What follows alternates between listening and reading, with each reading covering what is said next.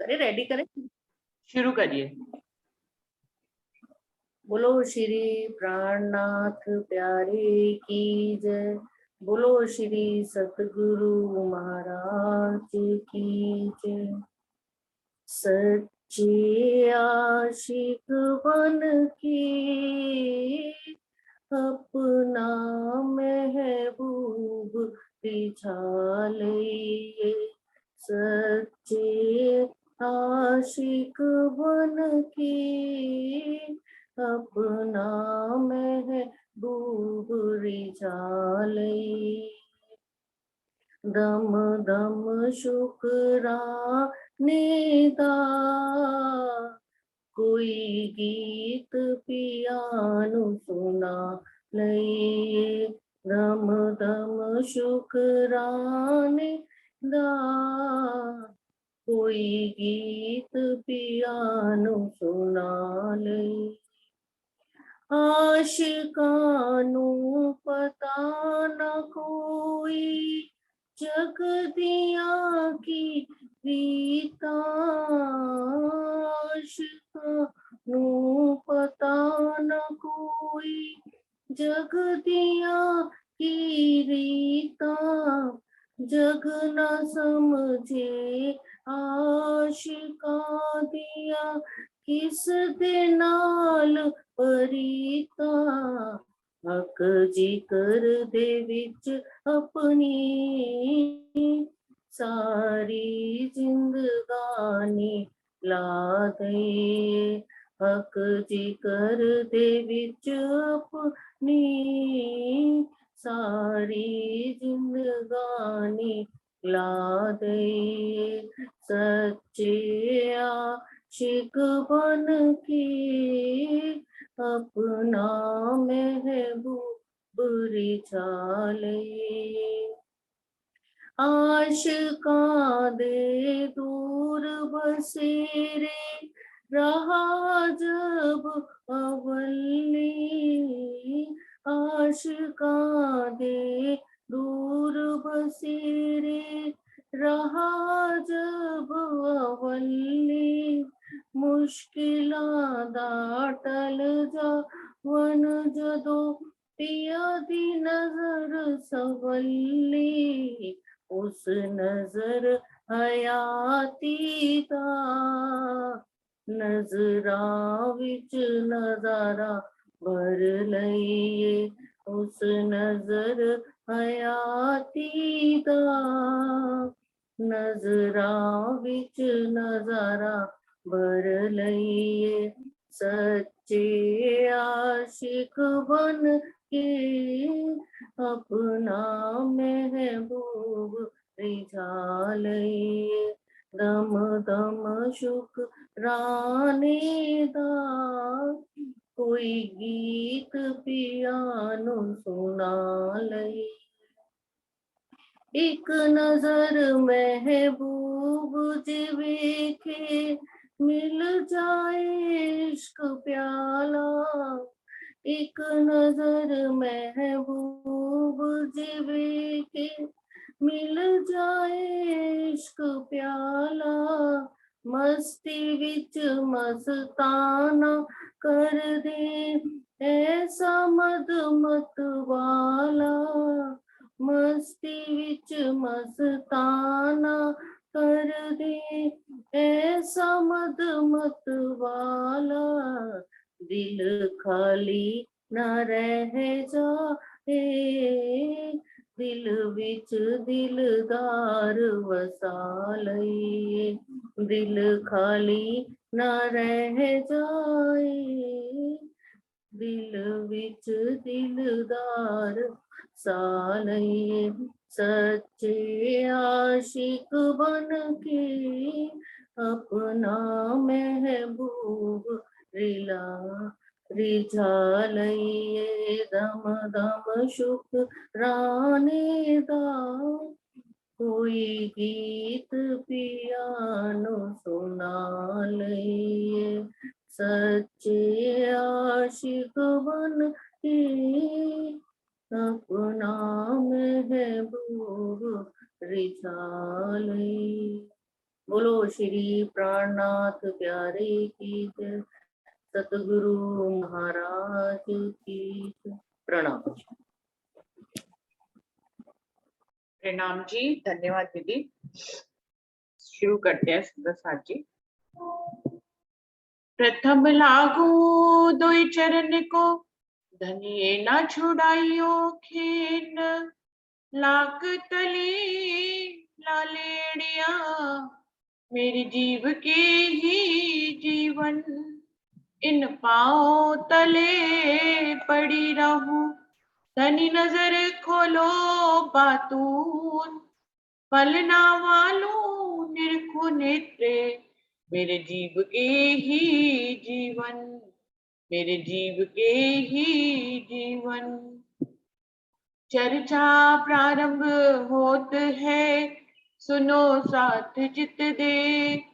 भजो राज क्षमा श्री प्राणनाथ सखी, जीवन हमारो वे। श्री महामती कहे साथ जी, भया चर्चा का वखत। अब तुम सुनियो चित दे, लाल आगे आए बैठे इन तखत। लाल आगे आए बैठे इन तखत। बोलिए श्री प्राणनाथ प्यारे की जय। बोलिए श्री सद्गुरु महाराज की जय।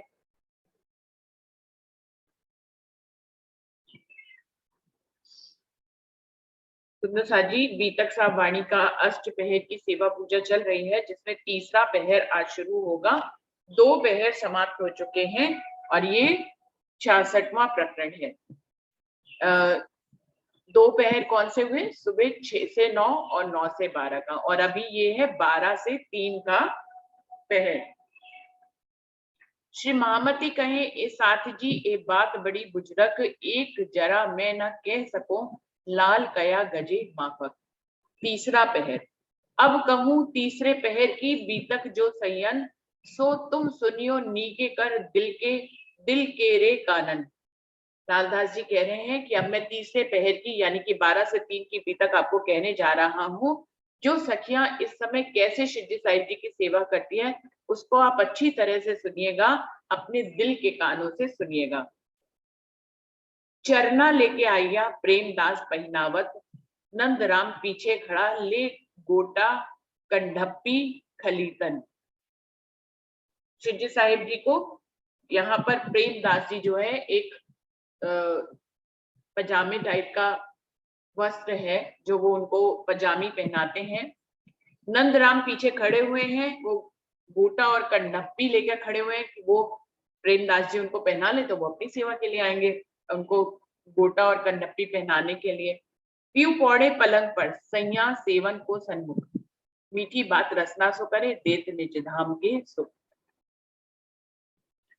अभी 9 से 12 के पहर में धनी ने 2 घंटे पहले चर्चा वाणी करी और फिर 1 घंटे में उनका स्नान हुआ और फिर वो भोजन करे और उसके बाद से वो अब विश्राम का उनका समय हो गया है। और पीऊ पौड़े पलंग पर शिवजी साहिब जी पलंग पर विराजमान हो जाते हैं। सैया सेवन को सन्मुख, जो भी इस समय 12 से 3 के बीच में सेवा करने वाले साथ हैं वो उनके सम्मुख हाजिर हो जाते हैं। मीठी बात रसना सो करे, देत निज धाम के सुख। और धनी क्या करते हैं, अपनी मीठी मीठी रसना से सभी सुंदर साथ से कोई ना कोई बात करते हैं, अटखेली करते हैं, उनको लाड देते हैं, उनसे लाड लेते हैं। इस तरह से धनी मीठी मीठी बातें करते हैं। देत निज धाम के सुख, वो अपने शब्दों के माध्यम से, अपनी मीठी रसना के माध्यम से परम धाम के सुखों को सुंदर साथ को देते हैं। उनकी लज्जत सुंदर साथ को मिलती है और सुंदर साथ चितवनी करके परम धाम के सुखों में पहुंच जाते हैं। धनी भी अपने रूहों से इस तरह से लाड करके वो भी लज्जत लेते हैं सुख की, इश्क की। तो इस प्रकार से देत निज धाम के सुख, धनी बीच बीच में अपने सुंदर साथ के साथ बातें करते रहते हैं, अटखेलियां करते रहते हैं, जिससे परम धाम के सुख मिलते हैं सुंदर साथ को। सेवा अंग परस की वीरो आन करत, सैया चरणों लाके मंदिर अपने फिरत। शिवजी साहिब जी के चरणों की को दबाने की सेवा वीरो बहन ने ले रखी है। वो शिवजी अपनी सेवा में आ जाती है, शिवजी साहिब जी के चरणों में चरणों में प्रणाम करके उनके चरण दबाने की सेवा करती हैं। बाकी सब सखियां जिनकी बारी नहीं होती है वो अपने अपने मंदिर में वो भी विश्राम करने चले जाते हैं। जीजी सिर आगे धरे श्री राज मारो टपले, पौड़न वखत पलंग पर इन समय आन पहुंचे। अब एक सुंदर साथ है जिनका नाम जीजी है, वो बहुत ही मस्खरी करती है। शिव जी साहिब जी का जैसे ही पढ़ने का समय होता है वो आ जाती हैं और अपना सर उनके आगे रखती हैं और कहती हैं कि मेरे सर पे अपने हाथ से टपले मारो। शिव जी साहिब जी को कहती हैं पौड़त वक्त पलंग पर इन समय आन पहुंचे। जैसे ही शिव जी साहिब जी पलंग पर पौड़ने लगते हैं वो उनके पास आ जाती हैं और अपने सिर पे धीमे धीमे उनसे थपकियां टपले दिलवाती हैं। शिव जी साहिब जी बड़े प्रेम से उनको टपलियां मारते हैं। इन समय राधाबाई श्री राज के पकड़े हाथ सिर को खुजलावने बैठे सेज सेवा के साथ, और राधाबाई आ जाती हैं। दूसरी तरफ राधाबाई क्या करती हैं, शिव जी साहिब जी का हाथ अपने हाथों में बड़े प्रेम से पकड़ लेती हैं। एक हाथ से तो उनका हाथ पकड़ लेती हैं और दूसरे हाथ से उनका सर धीमे धीमे खुजलाने लगती हैं। सेवा की सेज सेवा के समय ये सुंदर साहब के बारीक बारीक भाव है जो वो शिव जी साहिब जी को प्रेम से समर्पित करते हैं। कोई अपने सिर पे टपले मरवा रहा है, ये भी एक भाव है। कोई उनका सिर खुजला रहा है कि जैसे जैसे ऐसे ऐसे सोते समय हल्का हल्का सिर को खुजलाएं तो नींद जल्दी आती है। तो राधाबाई सिर को खुजलाने की सेवा करती हैं। गुलजी और अगरदास आवत पांव दामन इन सेवा में ने ये रहते थे मगन।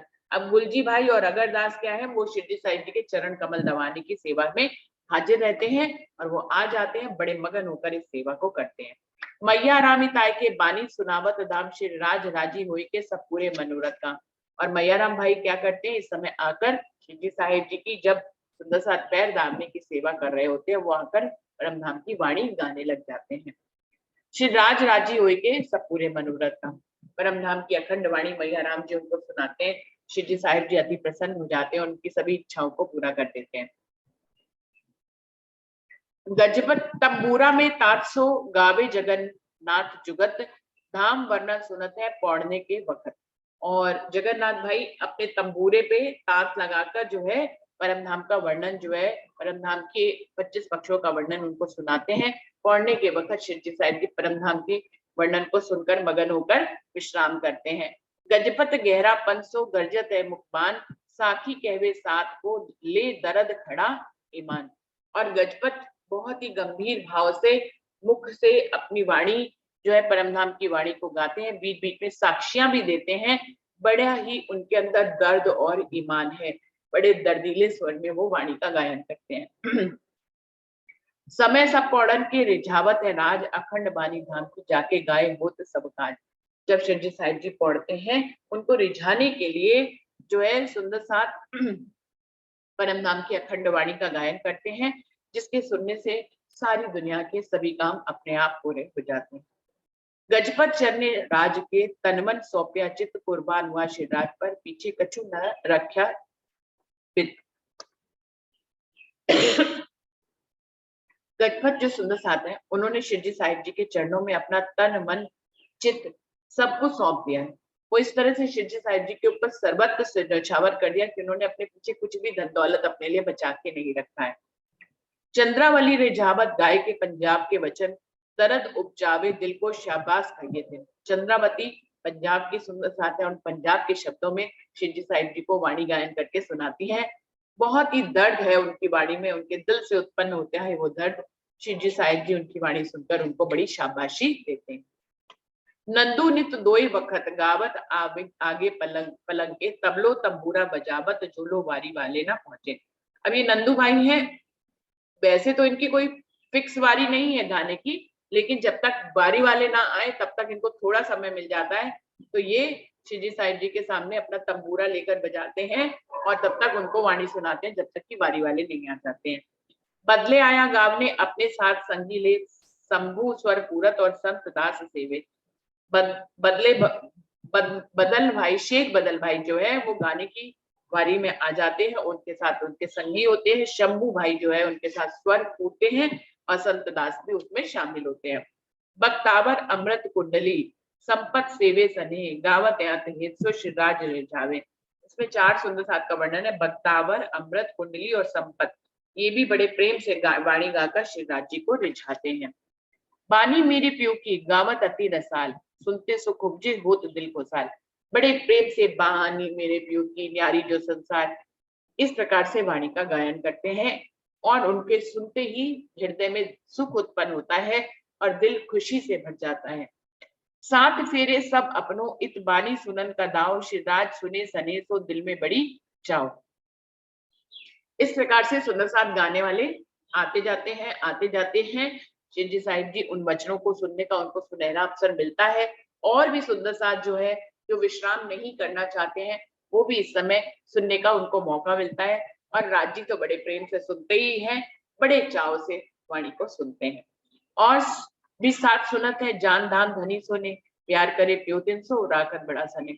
और जिन सुंदर साथ ने धाम धनी के रूप में श्री जी साहिब जी को पहचान लिया है, वो भी यहाँ पर सुनने के लिए वाणी आ जाते हैं। अपने प्रियतम का संग वो हर रूप में करना चाहते हैं, चाहे वो सो रहे हो, चाहे वो वाणी सुन रहे हो। जिन सुंदर साथ ने उनकी पहचान कर लिया, वो एक पल के लिए भी उनसे दूर नहीं रहना चाहते हैं। वो सोने के लिए नहीं जाते हैं, श्री जी साहिब जी भी सोएंगे नहीं, सिर्फ आराम करेंगे। और सुंदर साथ भी जो है, जिनको उनका संग हर पल हर घड़ी पसंद है, वो भी विश्राम करने के लिए नहीं जाते हैं। वो श्री जी साहिब जी के साथ वाणी सुनने के लालच में उनके पास ही बैठे रहते हैं। और श्री जी साहिब जी भी उनसे बड़ा प्रेम करते हैं कि ये मेरे धाम के सुंदर साथ हैं, देखो इनको कितना प्रेम है। एक पल के लिए भी वाणी से अलग नहीं होना चाहते हैं। ये समय विश्राम का है, फिर भी वाणी सुनने आ जाते हैं। अब कहूँ गावन की जो बारी में गावे, फिरती फिरती आवत गाय के रिझावे। लालदास जी कह रहे हैं, अब मैं आपको गाने की बारियों के बारे में बताता हूँ, जो एक के बाद एक बारियां आती चली जाती हैं। किसी भी सुंदर साथ को बुलाना नहीं पड़ता है, सब अपने अपने ढंग से अपनी बारी पे फिक्स आ जाते हैं।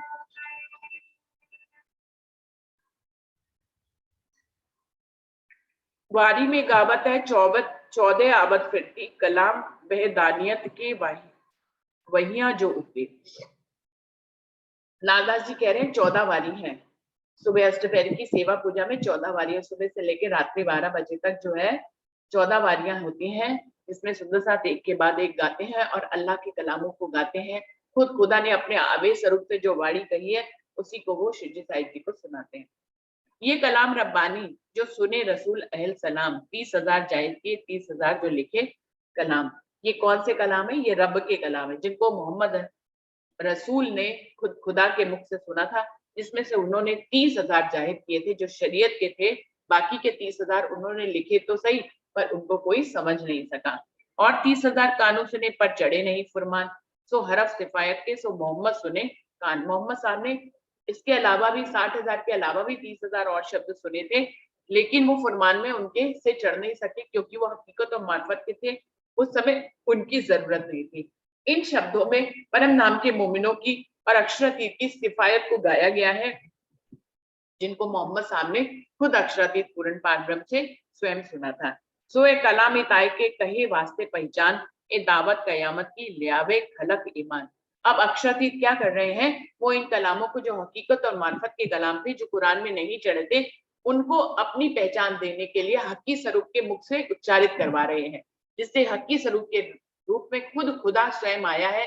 इस बात की पहचान कराने के लिए वो स्वयं उन हकीकत और मार्फत के शब्दों को बयान कर रहे हैं, उनके अंदर विराजमान होके। ये दावत कयामत की लियावे खलक ईमान, ये उन्होंने कयामत का दावा किया है कि जब ये वाणी गूंजेगी पूरे संसार में, तो सभी एक निजानंद संप्रदाय पे जो है ईमान ले आएंगे और पूरी दुनिया ईमान लाकर अखंड योगमाया में अखंड हो जाएगी। जिन बानी गाये से होत है दीदार हक, इस सिफत मोहम्मद की होत है इनसे बुजरत।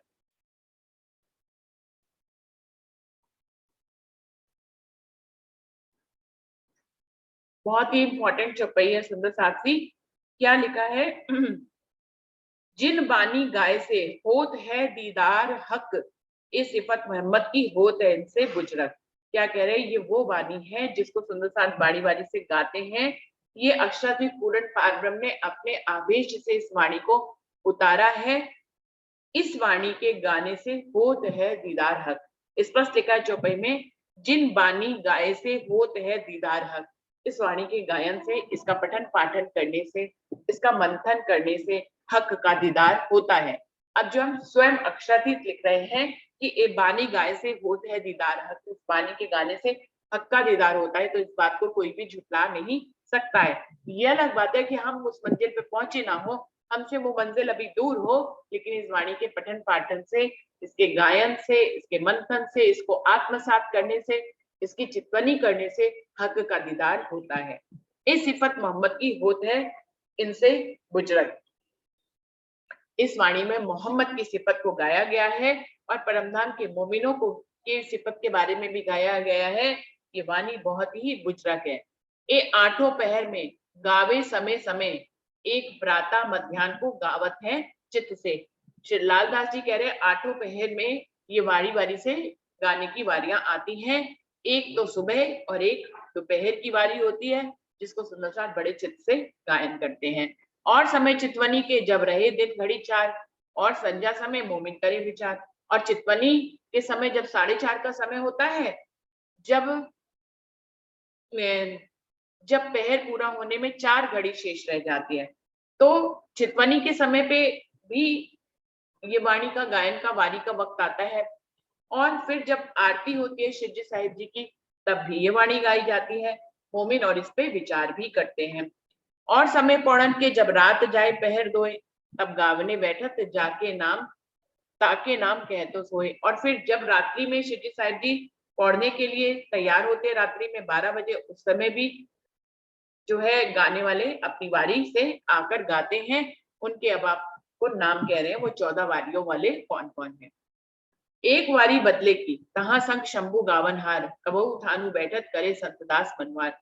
एक वारी जो है शेख बदल जी की है, उनके साथ जो है शंभू काका जो है वो गाते हैं, और कभी कभी थानू भाई और संतराम भाई भी बैठकर गाते हैं। और शामिल गावई एजो बक्तावर, अमृत कुंडली गावई बानी सुंदर बर। अब ये 14 वारियों का वर्णन कर रहे हैं सुंदर साथ जी। और कभी कभी बक्तावर भाई भी वाणी गाने में शामिल रहते हैं, उनके साथ अमृत कुंडली और सुंदर बर भी वाणी गायन करते हैं।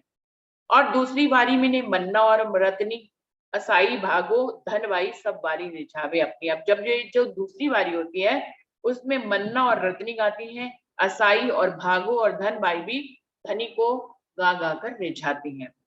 और तीसरी बारी में ने दयाली गावे, और खेमोती दमोती जसिया भी आवे। और जो तीसरी बारी है उसमें दयाली बहन गाती है, उनके साथ खेमोती दमोती और जसिया बहन भी शामिल हो जाती हैं। चौथी में लच्छो आवत संग असाई मन्ना, और सब हाजिर रहे जान राज अपना। गाने की चौथी बारी में लच्छो बहन आती है, उनके संग असाई और मन्ना भी आती हैं, और सब हाजिर रहे जान राज अपना। और भी कई सुंदर साथ बीच बीच में शामिल हो जाते हैं, जिनमें धामधनी की पहचान हो गई होती है। जहूरा गौरी वारी मिने गावत बाई प्रेम, खेम बाई शामिल रहे गुल्लो गावे लिए नेम। और जब जहूरा गौरी की वारी आती है, तो उसमें प्रेम बाई भी गाती हैं, खेम बाई भी शामिल रहती हैं, और गुल्लो बाई भी नियम से उनके साथ ही रहती हैं गाने के लिए। सबकी बारी में नहीं चंद्रावती देत मदद, श्री राज रिजत चंबर गावने के वक्त। और जो चंद्रावली सुंदर साथ है, उनकी कोई फिक्स वारी नहीं है, वो जो भी सुंदर साथ जिसकी भी वारी होती है, उन सब में वो गाने के लिए बैठ जाते हैं, और बैठ जाती हैं। और धनी बड़ी रीच के उनको कहते हैं कि ये तो बड़ी सुंदर बात है कि ये सबकी वारी में बैठती है। जीजी की वारी में ने गावत है अगरी, बड़ी जीजी शामिल रहे और गावत है मगरी। और जीजी की बारी जब आती है, जीजी नाम के सुंदर साथ जी की जब बारी आती है, जो अपने सिर पे टपले शिवजी साहिब जी से मरवाती है, उनकी वारी में जो है अगरी भी शामिल रहती है, बड़ी जीजी एक है वो भी शामिल रहती है, और मथुरी भी शामिल रहती है। करमेती के शामिल गावे हरखो बाई गौर, लालो लालो रतो लड़ैती एक गावत है जोर। और करमेती भी की बारी में जो है हरखो बाई शामिल रहती हैं, लालो रत्ती लड़ैती ये भी उनके साथ गाती हैं। और लच्छो ललिता और सुआ संता द्रौपदी, केसर लक्ष्मी आवत राज बड़ी रीज करी। और लच्छो बहन, ललिता बहन, सुआ संता द्रौपदी, केसर लक्ष्मी, ये सब शिवजी साहिब जी को रिझाने के लिए वारी के बीच बीच में गाने के लिए वारी में गाने के लिए आते हैं। आठवीं वारी में ने हरकुंज सिरदार पाखड़ी, सूजा काशी गावत खबरदार। अब ये जो आठवीं वारी है, उसमें हर कुंवर जो है वो प्रधान है, वो प्रधान रूप से गाते हैं। और पाखड़ी सूजा काशी ये भी उनके साथ खबरदार होकर वाणी गायन में उनके झुंड में शामिल होते हैं। नवमी जस्सा की वारी में ने गावे गीगू चंगाई, पीरो किसनी शामिल एक गावने को आई। और 9वीं वारी में गीगू भाई, गीगू गावे गीगू भीगू चंगाई, भीगू भाई और चंगाई भाई गाते हैं और वीरो किसनी भी उनके साथ गाने की सेवा में शामिल रहते हैं। भगीरथी के भाग में गावत है मोहन दे, लड़ैती लच्छो सुआ रहे पटेलन जेनती के। भागीरथी जी भी बड़े भाग्य, उनको भाग्य मिला है ये धनी के सामने वाणी गाने का, वो बड़े भाग्यपूर्ण ढंग से इस वाणी को गाते हैं। और मोहन भाई लड़ैती लड़ो लच्छो सुआ पटेलन जेनती ये सब भी उनके साथ शामिल रहते हैं। और संता गावे सनेसो लाली लालो इनमें अपनी बारी गावे गए खुशाली से। और संता बहन जब गाती हैं तो उनके साथ लालो और लाली लालो भी उनके साथ शामिल रहती हैं उनकी बारी में और बड़े खुशहाल मन से वाणी का गायन करती हैं। 11वीं भानी की बारी मिने गावे हिमोती गोमा राम बाई ताहा गावत हा गावत करे उपमा। और जो 11वीं बारी है वो भानी बाई की है, उनके साथ हेमोती और गोमा भी शामिल हो जाती हैं, राम बाई भी उनके साथ गाती हैं। अब इनकी उपमा लालदास जी कह रहे हैं हम कितना दें आपको। खरगो खिमौती रहे के गावे अल्लाह कलाम, श्री राज रीच के कहते हैं इन्हें देव बैठने का ठाम। खरगो खिमौती जो है वो अल्लाह के कलामों को बड़े मधुर स्वरों में गाते हैं। श्री जी साहिब जी उनके ऊपर रीझ जाते हैं और कहते हैं भाई इन्हें बैठने का स्थान दिया जाए। खेम बाई की बारी में ने गावे साहो हंसो जादी, कर्मा बाई आवत रीज राजे बारी दी। खेम बाई की बारी में कभी कभी वो नहीं आती है तो वो अपनी जगह किसी दूसरे को भेजती है, तो साहू हंसा जो है उनकी जगह पे गाने के लिए आते हैं और कर्मा बाई भी गाने के लिए आती है।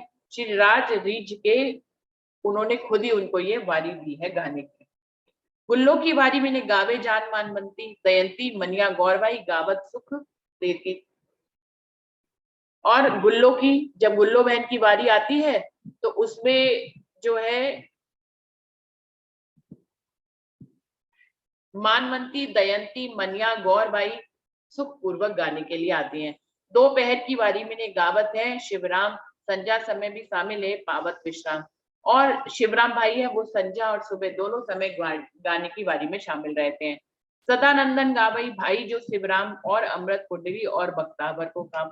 जो सदानंद भाई जो है जो शिवराम के भाई हैं वो भी गाने में अपनी बारी देते हैं और अमृत कुंडली और बख्तावर भी उनके साथ गाते हैं। बनमाली की बारी में ने गावे दोपहर संध्या समय संग संता प्रेम जिजली राम बाई सूरत से। और बनमाली दास जी की बारी में गावे दोपहर संध्या समय, वो दोपहर और संध्या दोनों समय गाते हैं और उनके साथ संता प्रेम जिजली राम बाई सूरत जो सूरत की है वो सब भी इनके साथ गाने की सेवा में रहते हैं।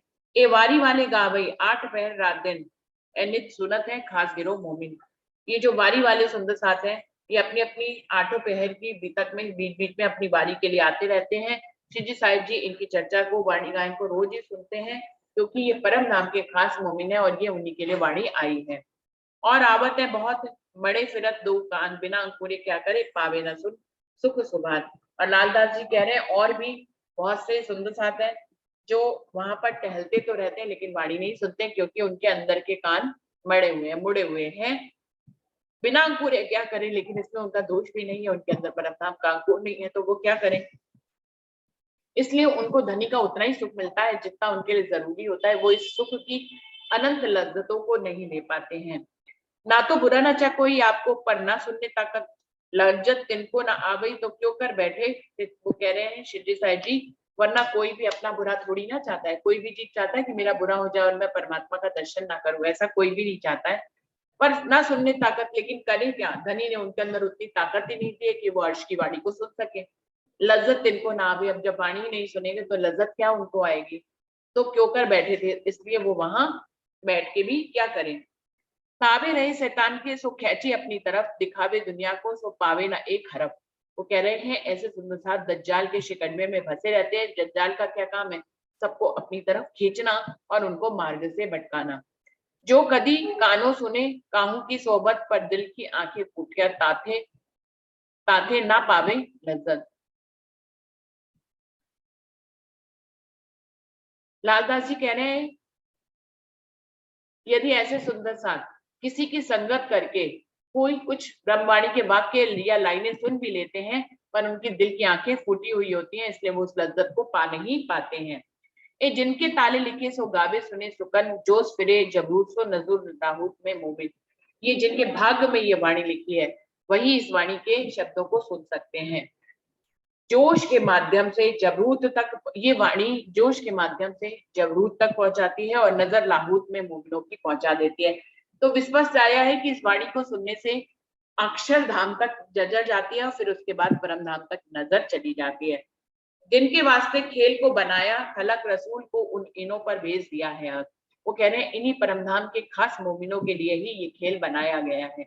रसूल को भी इन्हीं के लिए पहचान देने के लिए, गवाही देने के लिए रसूल साहब को भी इनसे पहले ही धरती पर उतारा गया। सुने ना कुरान को इनके कहे न कान, कलाम रब्बानी उतरे वास्ते मोमिनों पहचान।